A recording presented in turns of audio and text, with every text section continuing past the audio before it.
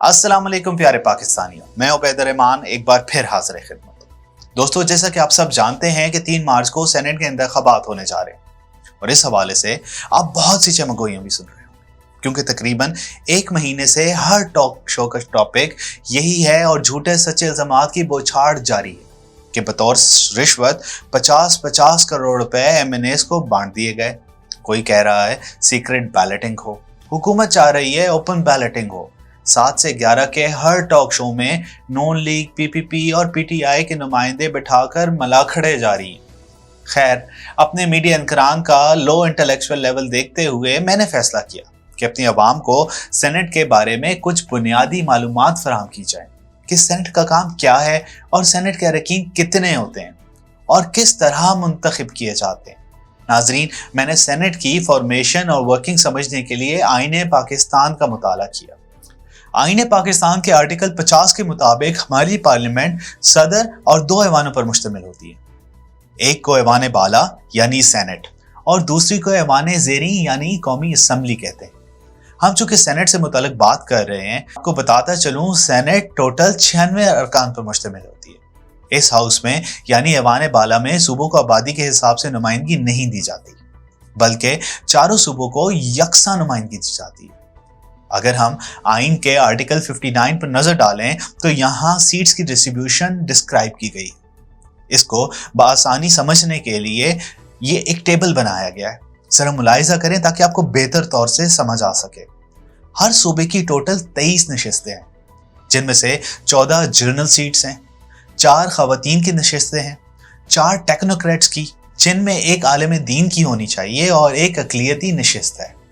इस तरह हर सूबे की कुल 23 नशिस्तें हैं और फिर वफाकी दारुल हुकूमत इस्लामाबाद की कुल 4 नशिस्तें हैं, जिनमें से 2 जनरल सीट्स हैं।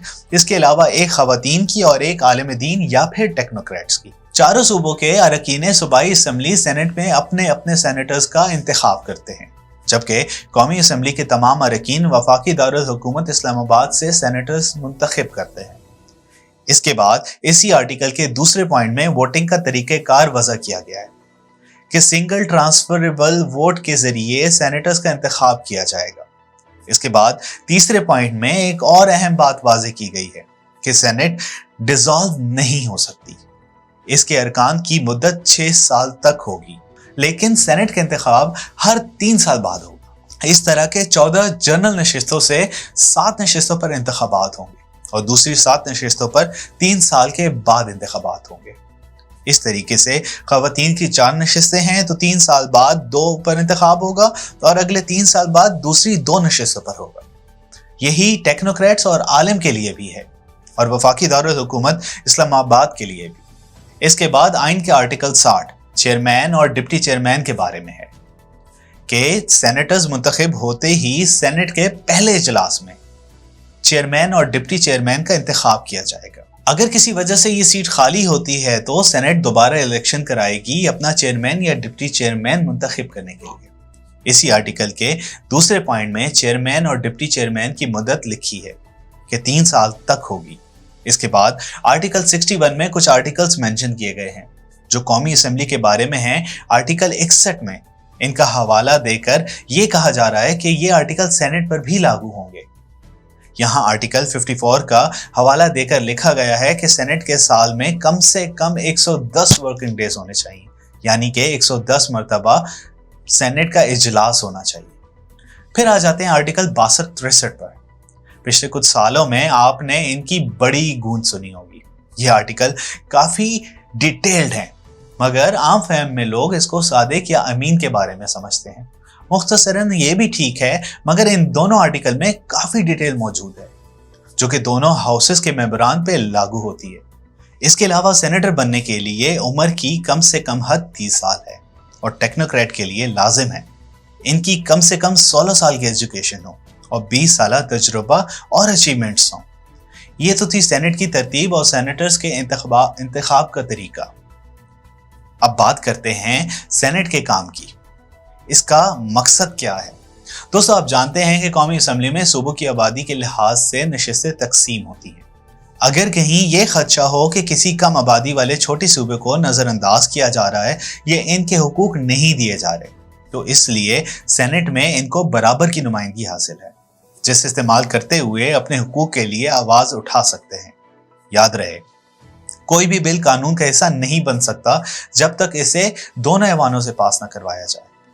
اور یہاں پہ ایک اور انتہائی شرمناک بات آپ کو بتاتا چلوں کہ چونکہ 2021 کے سینٹ انتخابات ہونے سے پہلے اب تک سینٹ میں پی ڈی ایم جماعتوں کی اکثریت ہے، اسی لیے سینپ الرٹ بل جیسا ضروری اور نافذ العمل بل سینٹ کی اسٹینڈنگ کمیٹی میں 9 سے 10 ماہ تک پینڈنگ پڑا رہا۔